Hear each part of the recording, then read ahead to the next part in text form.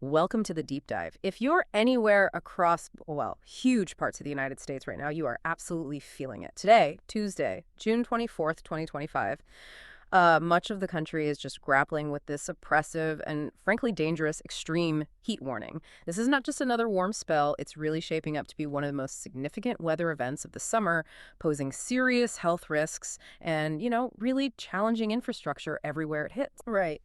And think of this deep dive as your shortcut to getting genuinely well informed on this critical weather event that's unfolding right now. You'll walk away understanding not just what's happening, but the sort of deeper atmospheric why behind it all and why it matters so much to, well, your daily life. So let's unpack these terms, starting with the one that sounds a bit like, I don't know, science fiction heat dome. What are we really talking about there? It really does sound like sci-fi, doesn't it? But it's very real and actually becoming more common. A heat dome forms when you get this persistent ridge of high-pressure air that basically traps heat over a specific area. Like imagine a giant invisible lid just placed right over a region. Okay. And this isn't just any high pressure moving through. It's a system, often influenced by a specific pattern in the jet stream that just gets stalled, stuck, and it acts like a cap pushing warm air downwards. As that air sinks, it compresses. And that compression heats it up even more. Wow. So it's not just warm air, it's air getting like superheated as it's forced closer to the ground. So it's like a giant convection oven, but instead of baking bread, it's just cooking everything underneath it. That's a pretty good analogy, actually. Precisely. And crucially, this persistent high pressure stops other weather systems from moving in. Things like refreshing storms or cooler air masses. They just can't break through. Ah. So that leads to these long periods of clear skies and really intense sunshine. The trapped superheated air then just recirculates, constantly making the already scorching temperatures even worse. It's almost like a greenhouse effect happening right there in the atmosphere. Sure. Heat gets in, but it really struggles to get out. That makes it very clear. So if the dome is the lid trapping the heat, where does the heat wave part come in? Are they always linked like this? Well, a heat wave is actually a simpler definition. It's just a period of unusually hot weather that lasts for more than 2 days. And unusual isn't a fixed number, right? It depends on the local climate. But basically, it means temperatures significantly above the historical average for that specific time of year. And as you probably guessed, heat waves are very often associated with heat domes because that dome provides the perfect underlying conditions for sustained, sometimes record-breaking heat. One really enables the other. Gotcha. So given that trapped, superheated air you just described, what are the immediate impacts we start to feel when a heat dome and a heat wave combine like this? What are the key consequences for us under that invisible lid? Well, you see several critical effects kicking in. First, obviously, you get these incredibly high daytime temperatures, often hitting or going over 90 degrees Fahrenheit and frequently breaking 100 in many spots. Right. Second, especially in the eastern and southern U.S., you're dealing with high humidity. And that moisture in the air makes those already high temperatures feel even hotter. That's what we measure as the heat index or the feels-like temperature. And the reason for that, scientifically, is that the humidity makes it harder for sweat to evaporate from your skin. And evaporation is our body's main way of cooling down. So it's not just the heat itself, it's our body struggling to cool off that makes it feel so much worse. That makes total sense. Exactly. And here's where it gets really dangerous. The warm overnight temperatures. The heat dome prevents significant cooling when the sun goes down.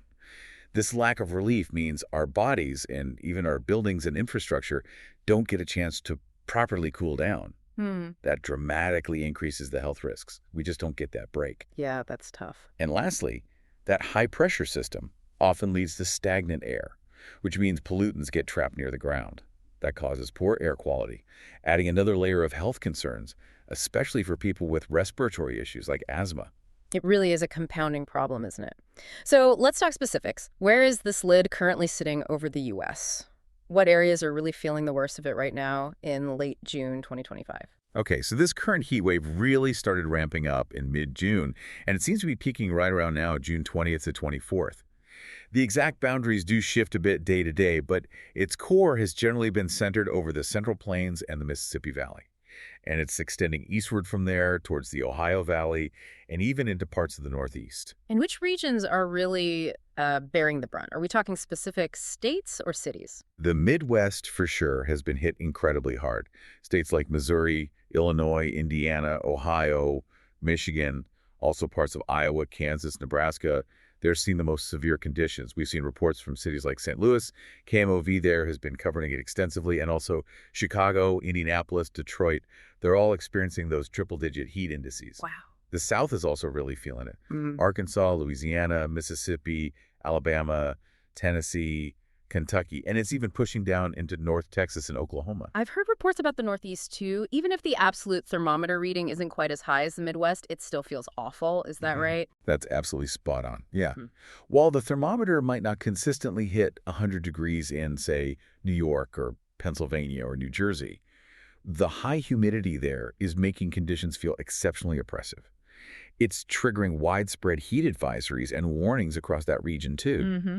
Across all these affected areas, temperatures have consistently soared into the mid to upper 90s Fahrenheit. But those heat index values, that feels like temps, they've frequently been over 105 degrees Fahrenheit. And in some localized spots, they've even reached or surpassed 115 degrees. That's just brutal. And like you said, those overnight temperatures are a huge part of why this is so dangerous. My air conditioner is definitely working overtime right now. I'm sure yours is too. Absolutely. The overnight lows have just stayed stubbornly high, often in the upper 70s or even low 80s in many places. And that provides very little, sometimes no physiological relief for anyone stuck in the heat. It's a really critical factor in heat-related illnesses because your body just doesn't get that chance to recover overnight. Yeah. It's why weather agencies, the National Weather Service, they're issuing continuous excessive heat warnings and heat advisories. They're urging extreme caution because numerous daily temperature records are being broken or are expected to be challenged. It's clearly a very serious event. But beyond just the discomfort, heat waves are often called a silent killer. Why that term? What makes them so uniquely deadly compared to, say, a hurricane or a flood, which are much more visually dramatic? That's a really important question about how we perceive risk, isn't it? Heat waves are startlingly among the deadliest natural phenomena we face. Did you know that in the U.S., heat waves actually cause more deaths annually than floods and hurricanes combined? I did not know that. Wow. Yeah. Their impact is just far less visually dramatic, right? You don't see the immediate destruction like a tornado leaves behind. But the toll on human health can be immense, precisely because it's less visible and often builds up over days. It's progressive. That's a really sobering statistic. So, what are the main health risks we need to be really aware of, especially for people who might not recognize the signs right away? Okay, the most common one is probably heat exhaustion. The symptoms to look for are things like heavy sweating, skin feeling cold and clammy, maybe a fast but weak pulse, nausea or vomiting, muscle cramps, feeling really tired or dizzy, and headaches. It's serious on its own, and if you don't treat it, get cool, hydrate, it can absolutely progress to something much more dangerous. Heat stroke. And heat stroke, as you mentioned, that's the real medical emergency. It requires immediate action. That's the crucial distinction, yes. With heat stroke, you're looking at a body temperature of 103 degrees Fahrenheit or higher. Mm. Their skin might be hot and red, either dry or damp. Pulse is usually fast and strong.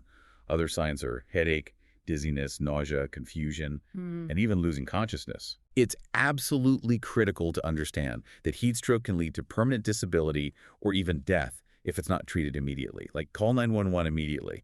Beyond those two, just the rapid fluid loss through sweating leads to dehydration, which can worsen everything else and also put extra strain on people with pre-existing conditions. Right, like heart problems or breathing issues. Exactly. Cardiovascular disease, respiratory illnesses, kidney disease, diabetes, extreme heat can really exacerbate those underlying conditions. And certain groups of people are, unfortunately, much more vulnerable to all of this. Who should we be most concerned about checking in on during these heat waves? That's a key point. Those at significantly higher risk definitely include the elderly, infants and young children, people with chronic illnesses, anyone who has to work outdoors, and perhaps most critically, people who don't have access to reliable air conditioning. For these groups, even heat that might seem just uncomfortable to others can quickly become life-threatening. So, given all these serious risks, what can you, the listener, do right now to stay safe and protect yourself and your loved ones during this kind of extreme heat? Well, public health officials and local news outlets like KMOV in St. Louis we mentioned, they're all pushing out vital safety info. The absolute #1 recommendation is stay hydrated, drink plenty of water, even if you don't feel thirsty. It's surprisingly easy to get dehydrated without realizing it, especially if you're not active. Right. And try to avoid sugary drinks, alcohol, and too much caffeine. Those can actually make dehydration worse. And seeking out air conditioning seems like the simplest, most effective step, really. It truly is potentially life-saving. Spend as much time as you possibly can in air-conditioned environments. If your home isn't cool enough, look for public cooling centers. Libraries, shopping malls, community centers often open their doors for this. Check your local government website. Also, try to limit strenuous outdoor activities, especially during the hottest parts of the day. That's usually between about 10 a.m. and 4 p.m. If you absolutely have to work outside, take frequent breaks, find shade, get into AC if possible. Your body needs that downtime to cool off. Good advice for anyone who has to be outdoors. What about just simple things like clothing? Does that make a real difference? It absolutely does. Yeah. Opt for clothing that's lightweight, loose-fitting, and light-colored. This helps your body regulate its temperature better. Sweat can evaporate more easily, and light colors reflect sunlight instead of absorbing it. Makes sense. And this is a big one. Please regularly check on vulnerable individuals. Elderly neighbors, friends, relatives who might be isolated or, don't have good AC. They often need help recognizing the danger signs or just getting somewhere cool. A quick phone call or visit can make a huge difference. And that critical reminder we hear every summer, but honestly, it can't be said enough. Never, ever leave children or pets in parked cars. Oh, 1,000 times yes. Never. Temperatures inside a parked car can skyrocket to deadly levels incredibly fast. Even on a day that doesn't seem that hot, or if the windows are cracked, it can become lethal in just minutes. Yeah. And finally, just empower yourself by knowing the symptoms. Be aware of the signs of heat exhaustion and heat stroke, both for yourself and for others around you. If you suspect heat stroke, don't hesitate. Seek medical attention immediately. Knowing those signs really can save a life. Okay, so beyond the immediate health dangers, this kind of extreme heat also puts immense strain on our infrastructure, doesn't it? What's the sort of ripple effect there, often unseen by most of us until it directly impacts us? Yeah, if we connect this to the bigger picture, the strain is significant across multiple sectors. Power grids feel it immediately. That huge demand for air conditioning causes massive spikes in electricity consumption. This strains the grid, sometimes to the breaking point. It can lead to brownouts, actual blackouts, or at least calls from utility companies for voluntary energy conservation. Sometimes they even have to implement rolling blackouts just to prevent a total grid collapse. I can imagine transportation suffering, too. Roads must get incredibly hot. Pavement buckling. They do. Roads can buckle from the extreme heat. Railway lines can warp, which is dangerous for trains. Even airport runways can develop issues with the tarmac softening. All of that leads to travel delays, disruptions, repair costs. It adds up. And then there's agriculture. Crops can suffer huge damage from both the heat stress and often accompanying drought conditions. That impacts yields, which can eventually lead to higher food prices. Livestock are also really vulnerable to heat stroke, which means further economic losses for farmers. It's just a whole domino effect. And water resources must take a serious hit, too, especially in places already dealing with dryness. Precisely. Prolonged intense heat can make drought conditions much worse. It depletes water reservoirs needed for drinking water and irrigation, and it significantly increases the risk of wildfires, which often go hand in hand with these hot, dry periods. Yeah. Ultimately, all these factors, strained grids, transport issues, agricultural losses, water stress, they combine to impact economic productivity overall.